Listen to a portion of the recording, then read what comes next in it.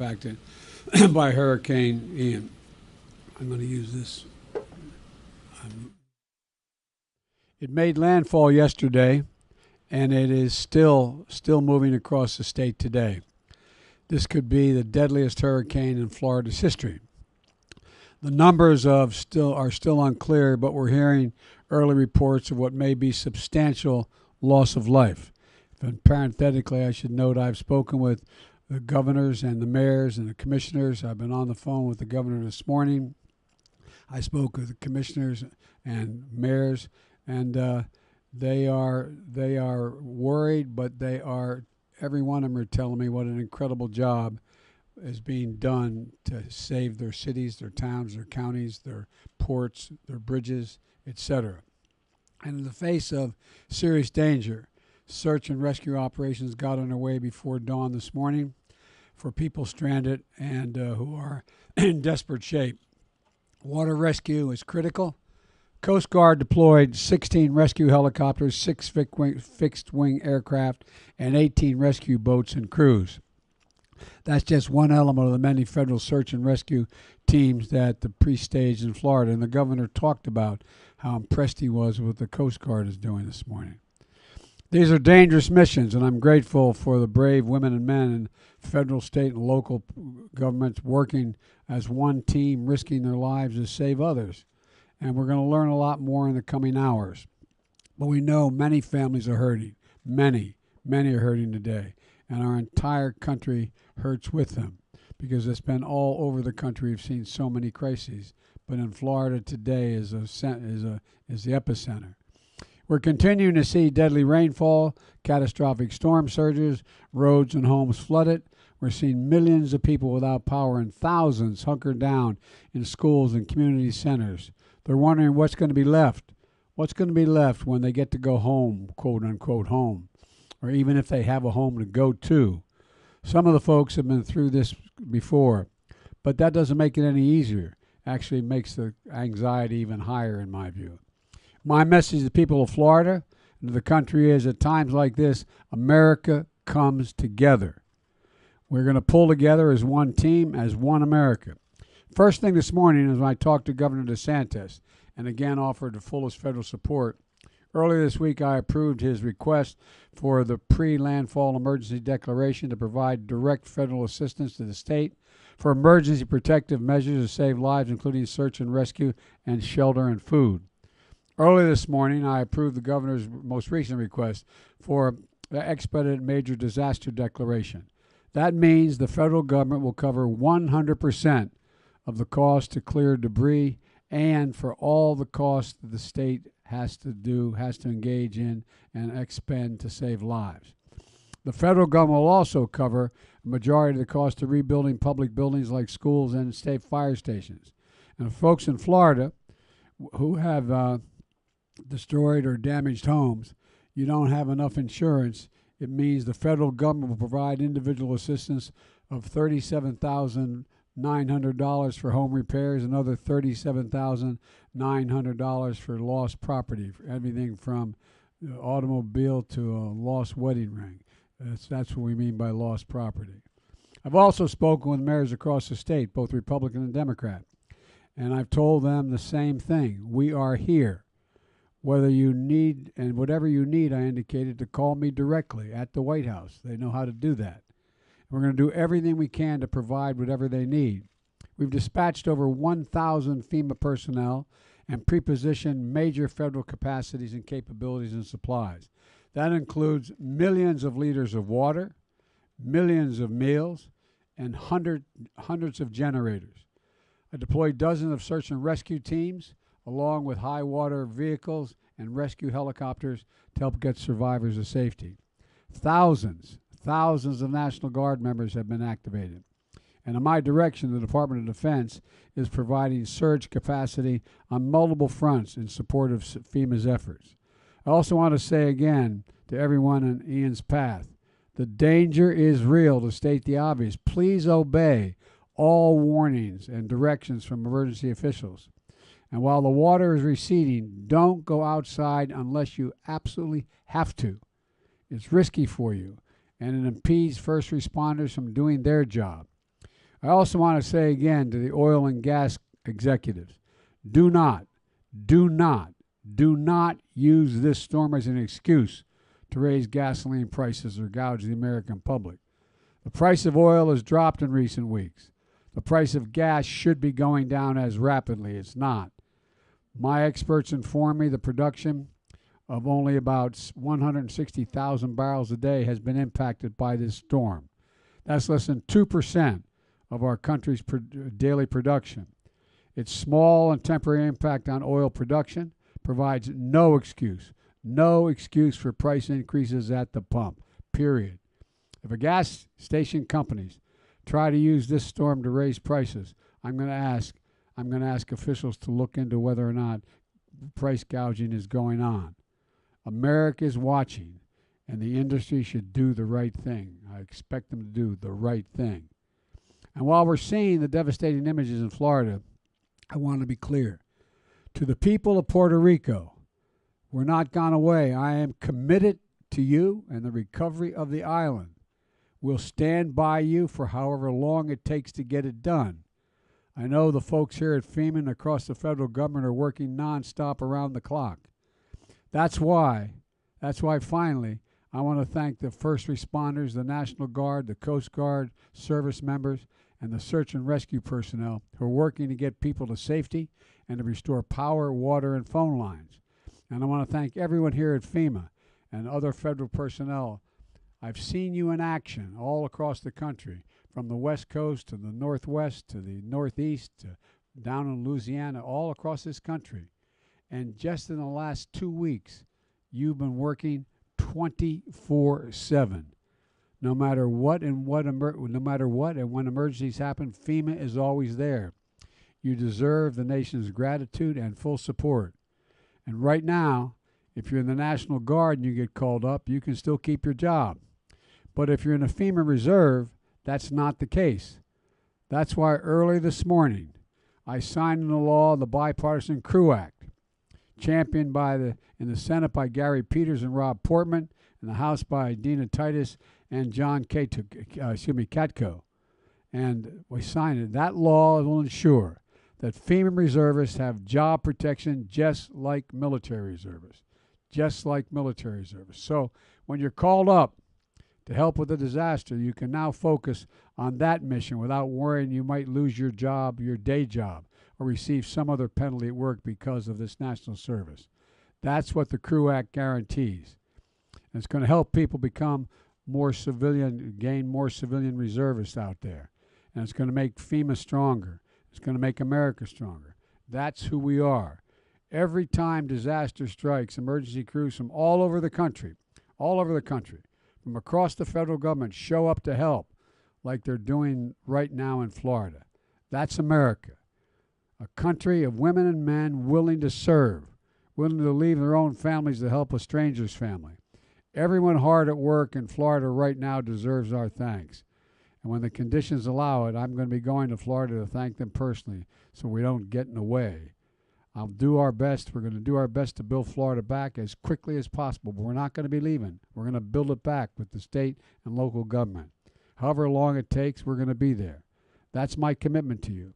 I want to now turn it over to Secretary Mayorkas. Sure. Mr. President, do you plan to meet with Governor DeSantis when you're down there? I'll meet with everybody who's around. And Mr. The answer is yes, if he wants to meet. Do you plan to go to Puerto Rico as well? That's my intention. Thank you very much, Mr. President. Our hearts go out to the people in the affected areas. At DHS, our highest priority is the preservation of life and safety. DHS is working with our federal, state, local, and non-governmental partners to support the needs of the areas that are and may be impacted by Hurricane Ian. I want to thank the President for his leadership in signing the major disaster declaration that unlocks critical assistance to help jumpstart impacted Floridians' road to recovery. FEMA and the United States Coast Guard are focused on life-saving and life-sustaining response operations, and we are launching the recovery mission. The Coast Guard has completed extensive preparations in advance of Hurricane Ian to minimize impacts to maritime commerce, ensure public safety, and position ourselves for a rapid response. Currently, The Coast Guard has aircraft, cutters, flood response assets, and response personnel staged throughout Florida ready for immediate deployment. FEMA has teams in place who are ready to help those who need it most. We have thousands of our personnel deployed throughout the Department of Homeland Security, not only from FEMA and the United States Coast Guard, but also from our Cybersecurity and Infrastructure Security Agency and from TSA. Today, I will be activating the DHS Surge Capacity Force so that we can bring to bear additional personnel from across the department to support disaster survivors in Florida. When a catastrophic event hits, DHS approaches response and recovery work with a full expanse of our resources and our capabilities. Our work in support of those affected by Ian will continue in the days, weeks, and months to come. This is not just a here today and gone tomorrow. We are here, as the President has articulated, throughout the need for full recovery. In that regard, with respect to Puerto Rico, as the President mentioned yesterday, I approved a temporary and targeted Jones Act waiver to ensure that the people of Puerto Rico have sufficient diesel to run generators needed for electricity and the functioning of critical facilities as they recover from Hurricane Fiona. We are in it for the long haul. Now, it's my pleasure to turn it over to Administrator Deanne Criswell of FEMA. Thank you, Mr. Secretary. I would first like to, again, begin by thanking the President for being here in FEMA's National Response Coordination Center. This is the heartbeat of what we do right here. This is where we bring the federal family together. These are some amazing public servants. I'd also like to thank the President for signing the CREW Act earlier this morning. Mr. President, behind us here are dedicated public servants from across the federal family. Behind us are the dedicated public servants who have been working tirelessly, day in and day out, to get help to those who need us most. These are the dedicated public servants who have put the needs of others before their own, and these are the public servants that we count on to respond to America's worst day. This is what the full force of the federal family looks like right here behind me. I'd like to recognize every single person here, as well as those on the ground in Florida and those supporting from our Region 4 office in Atlanta, for the extraordinary efforts that they have put forth during this historic emergency response. So we have been brought together here in a moment when millions of Floridians are navigating the aftermath of what is going to be one of the most catastrophic events they've experienced. My heart aches for those people who have been in the path of Hurricane Ian, for the lives that have been forever changed by this storm, and for the communities that will simply never be the same. America woke up this morning to images like Naples, Punta Gorda, and Cape Coral submerged underwater, homes across Fort Myers that have been torn from their foundations, and boats that have been found blocks away from where they were moored. But Hurricane Ian is still a very life-threatening storm. We are expecting the storm to continue making its way to Georgia, South Carolina, and into North Carolina, maintaining tropical storm force winds, deadly storm surge, and rainfall of up to 12 inches. As many have said, Hurricane Ian is going to be a storm that we talk about for decades. But from the moment Hurricane Ian became a threat, we already had the right teams in place who were ready to answer the call of those that need us most. To the heroic first responders and search and rescue teams that have been running towards danger to save lives, to the brave medical teams providing compassionate and life-saving care, to the local, state, and federal emergency managers working side by side to tackle challenge after challenge, to our meteorological partners who have been providing us with critical weather data hour after hour, and to the voluntary partners providing food and shelter to those who have just lost everything. I thank you, all of you. We thank you, and our nation thanks you. Now, we know that the next few days are going to be difficult. We have some very complex problems that we are going to have to solve.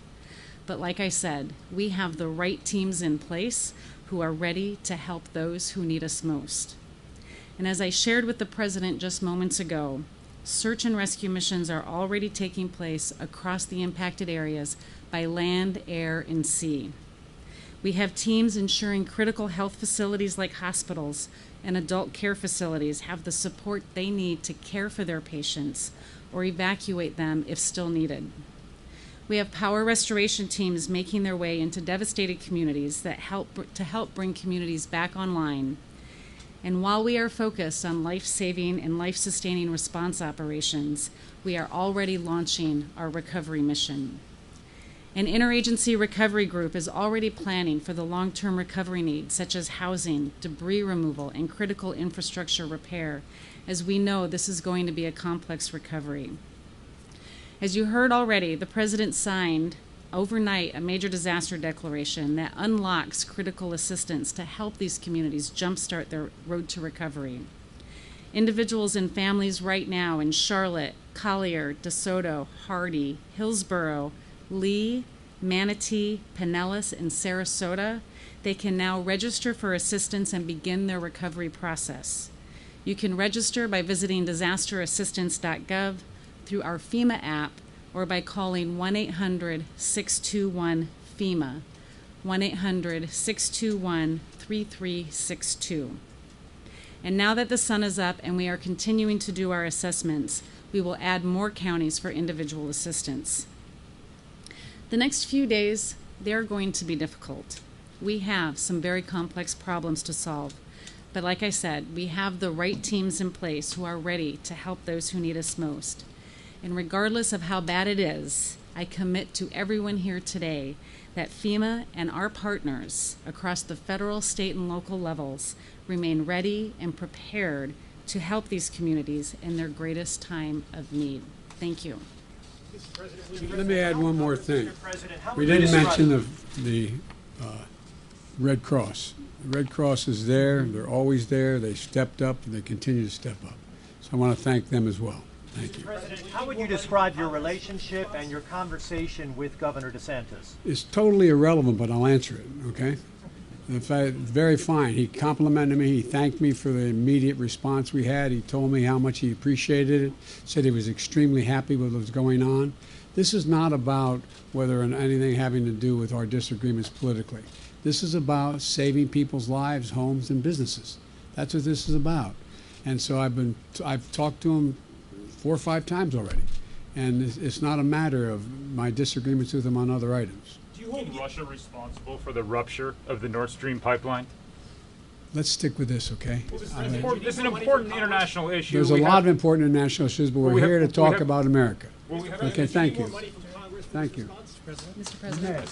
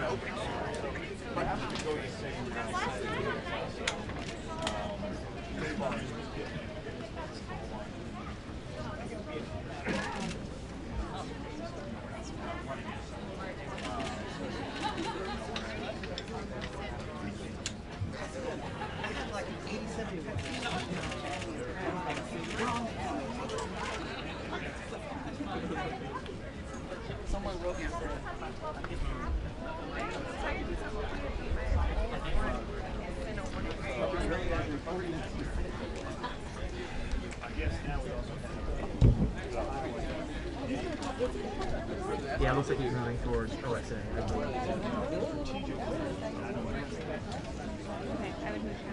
Yeah. Alright, Press, we gotta roll soon, so.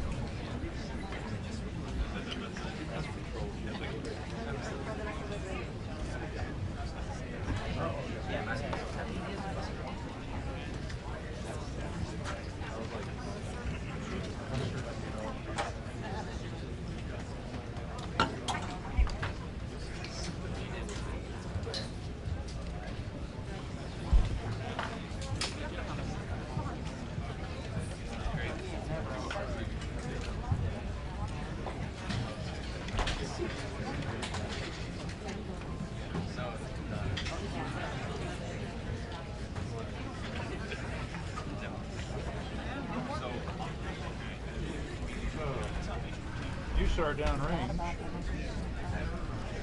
down the convention center, has their helicopters inside. And somebody's pitched their tent underneath the helicopters. Oh, this is Tampa General. This is the local medevacs. Somebody's got their tent in. One of the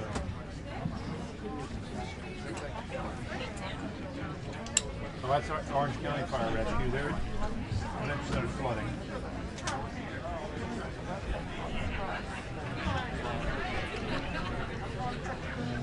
Military helicopter. This is hard. Got some 60s in there.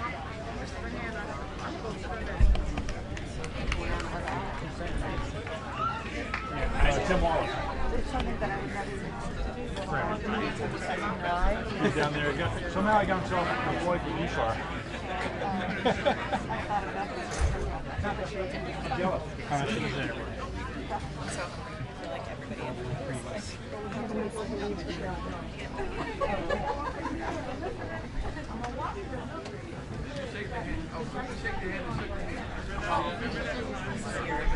Look, I already have my.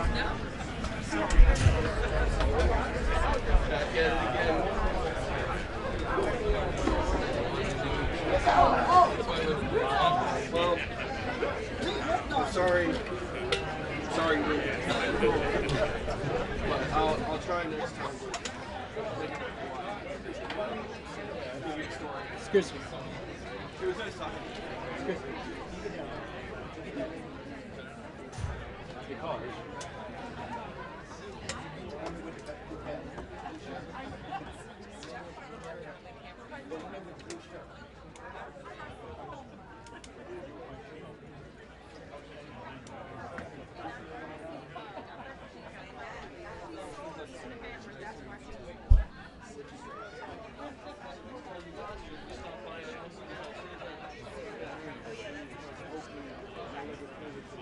Yeah, no, I mean, take care. Ladies and gentlemen. Excuse me, ladies and gentlemen. All right, the president has left the building or has left the area.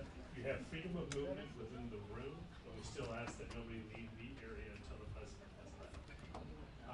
There's also going to be crews taking down